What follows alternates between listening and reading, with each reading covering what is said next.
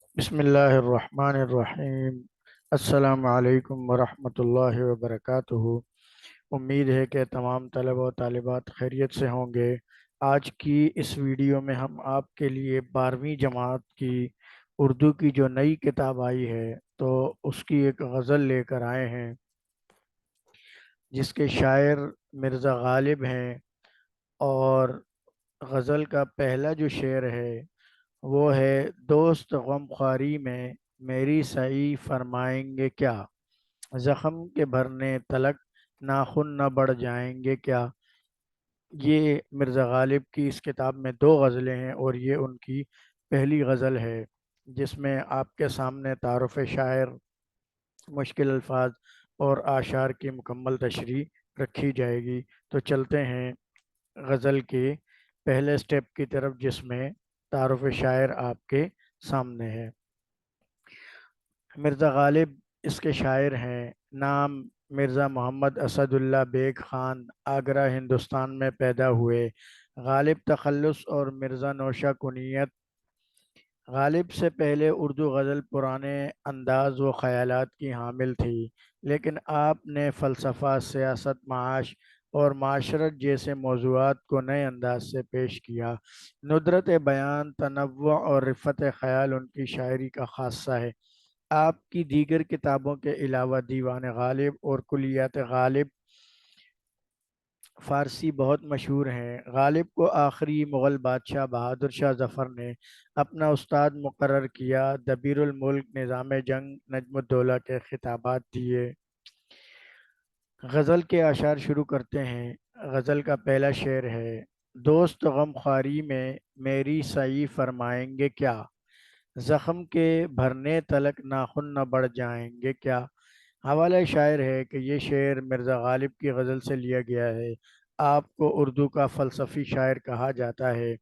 مرکزی خیال ہے کہ غم عشق میں دوستوں کی مدد، مشکل الفاظ، غمخوار، ہمدرد، سعی، کوشش اور فنی خوبی اس کی مطلع ہے۔ مطلع غزل کے اس پہلے شعر کو کہتے ہیں جس میں قافیہ اور ردیف جو ہے وہ موجود ہوں، جیسے اس میں فرمائیں اور جائیں یہ قافیہ ہے، اور گے کیا یہ ردیف ہے۔ تشریح اس غزل کے پہلے شعر کی: غزل کے اس مطلع میں شاعر فرماتے ہیں کہ میرے دوست اور میرے ہمدم میرا غم ہلکا کرنے میں میری کہاں تک مدد کر سکتے ہیں۔ زیادہ سے زیادہ وہ میرے ناخن کٹوا دیں گے تاکہ میں اپنے زخم دوبارہ نہ نوچ سکوں، لیکن یہ تو سوچ لیں کہ جب تک میرے زخم بھرنے لگیں گے اس وقت تک میرے ناخن پھر سے بڑھ جائیں گے، اور میں زخموں کو بھرنے سے پہلے انہیں کھرچ کھرچ کر زخمی کر دوں گا۔ یعنی جنون عشق میں علاج کی کسی ترکیب و تدبیر جو کی جائے اسے آخری نہ سمجھا جائے۔ غالب فرماتے ہیں کہ جب انسان کو عشق ہو جاتا ہے تو کسی کے سمجھانے بجھانے سے وقتی طور پر مان تو لیتا ہے، لیکن کسی وقت بھی کچھ وقت بعد اس کی حالت پہلے جیسے ہی ہو جاتی ہے۔ محبت ایک ایسا روگ ہے جو انسان کو لگ جائے تو اس سے جان چھڑانی مشکل ہو جاتی ہے۔ شعر نمبر 2 ہے: بے نیازی حد سے گزری بندہ پرور کب تلک، بے نیازی حد سے گزری بندہ پرور کب تلک، ہم کہیں گے حال دل اور آپ فرمائیں گے کیا۔ حوالہ شاعر گزشتہ والا ہے۔ مرکزی خیال ہے کہ محبوب کی حد درجہ بے نیازی، مشکل الفاظ، بے نیاز، لاپرواہ، بندہ پرور، مہربان، حال دل، دل کا حال، فنی خوبی اس کی کوئی بھی نہیں ہے۔ تشریح ہے اس شعر کی: اس شعر میں شاعر اپنے معشوق سے براہ راست خطاب کر کے کہہ رہے ہیں کہ آپ کی بے نیازی اور بے توجہی حد سے گزر چکی ہے۔ میں نامعلوم کب تک اس بے توجہی کو برداشت کرتا رہوں گا۔ میں تو بڑے شوق سے اپنی دلی حالت بیان کرنے کے لیے آپ کے پاس حاضر ہوتا ہوں، لیکن آپ کی لاپرواہی مجھے مایوس کر دیتی ہے۔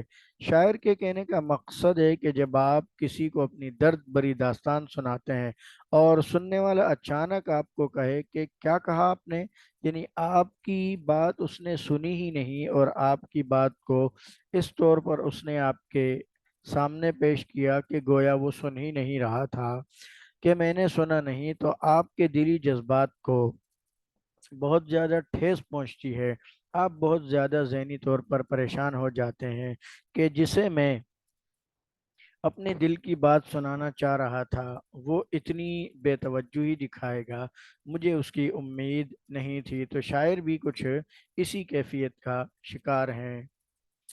شعر نمبر 3 ہے اس غزل کا: حضرت ناسخ گر آئیں، دیدہ وہ دل فرش راہ، کوئی مجھ کو یہ تو سمجھا دو کہ سمجھائیں گے کیا۔ حوالہ شاعر گزشتہ اشعار کا مرکزی خیال ہے کہ نصیحت کے بجائے دیدار محبوب میرا علاج ہے۔ مشکل الفاظ: ناصح نصیحت کرنے والا، دیدہ دل و فرش راہ کے معنی ہوتے ہیں خوش آمدید، آپ کا آنا مبارک، آئیے، خیر سے آئیے، یہ کئی معنی اس کے آتے ہیں۔ تشریح اس شعر کی: غزل کے اس تیسرے شعر میں مرزا غالب فرماتے ہیں کہ اگر مجھے کوئی نصیحت کرنے والا آتا ہے تو آئے، ان کا آنا سر آنکھوں پر ضرور آئے، خوشی سے آئے، ان کا آنا میرے لیے باعث شرف ہے، لیکن مجھے ایک بات سمجھ میں نہیں آتی کہ وہ مجھے سمجھائیں گے کیا، ان کے پاس مجھے سمجھانے کے لیے کیا بات ہوگی، مجھے اس کا تجسس ہے کہ وہ مجھے کس چیز کے بارے میں سمجھائیں گے۔ میرا مسئلہ تو سمجھانے اور نہ سمجھنے کا نہیں ہے، مجھے تو اپنے محبوب سے ملنا ہے، اس کا دیدار کرنا ہے۔ اب کوئی میرے محبوب سے ملانے کے بجائے سمجھانے کے لیے آئے تو یہ بات سمجھ آنے والی ہی نہیں ہے، وہ مجھے کیا نصیحت کرے گا اور مجھے کیوں کر سمجھائے گا۔ شعر نمبر 4 ہے اس غزل کا: آج وہاں تیغ و کفن باندھے ہوئے جاتا ہوں میں، عذر میرے قتل کرنے میں وہ اب لائیں گے کیا۔ حوالہ شاعر گزشتہ اشعار کا مرکزی خیال ہے کہ زندگی میں غم اور خوشی آتے جاتے ہیں، انسان کبھی بے غم نہیں رہتا۔ مشکل الفاظ: تیغ، تلوار، عذر، بہانہ۔ شاعر اس شعر میں فرماتے ہیں کہ میں آج اپنے محبوب کے پاس تلوار اور کفن دونوں لے کر جاؤں گا، اس کے بعد ان کے لیے میرے قتل کرنے میں کوئی بہانہ باقی نہیں رہے گا، کیونکہ پہلے وہ قتل کرنے کے لیے تلوار کا بہانہ بناتے تھے کہ تلوار نہیں ہے، پھر کہتے کہ چلو اگر تلوار ہوگی اور تمہیں قتل بھی کر دیں گے تو کفنائیں گے کیسے، کفن تو میرے پاس ہے ہی نہیں۔ آج میں ان کے دونوں بہانے ختم کر دینا چاہتا ہوں تاکہ ان کے پاس میرے قتل نہ کرنے کے لیے کوئی عذر و بہانہ باقی نہ رہے۔ اصل میں شاعر کہنا یہ چاہ رہے ہیں کہ جب میرا محبوب مجھے محبت نہیں دے رہا تو وہ مجھے چھوڑ بھی نہیں رہا، تو میں چاہتا ہوں کہ یا محبت دے دے یا میری زندگی کو ختم کر دے۔ شاعر کے کہنے کا مقصد یہ ہے کہ میں دیکھنا چاہتا ہوں کہ اس کے بعد وہ کون سا بہانہ تراشیں گے میرے قتل سے جان چھڑانے کا اور راہ فرار اختیار کرنے کا۔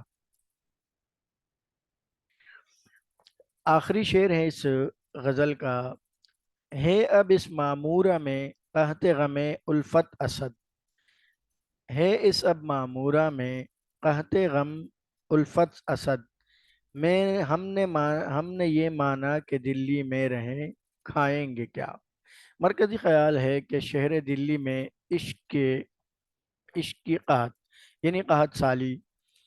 مشکل الفاظ: معمورہ آبادی کو کہتے ہیں، مراد اس سے دلی شہر ہے، قحط معنی کمی، غم الفت محبت کا غم۔ فنی خوبی اس کی مقطع ہے کیونکہ یہ غزل کا آخری شعر ہے اور شاعر نے اپنا تخلص نظم کیا ہے اس میں۔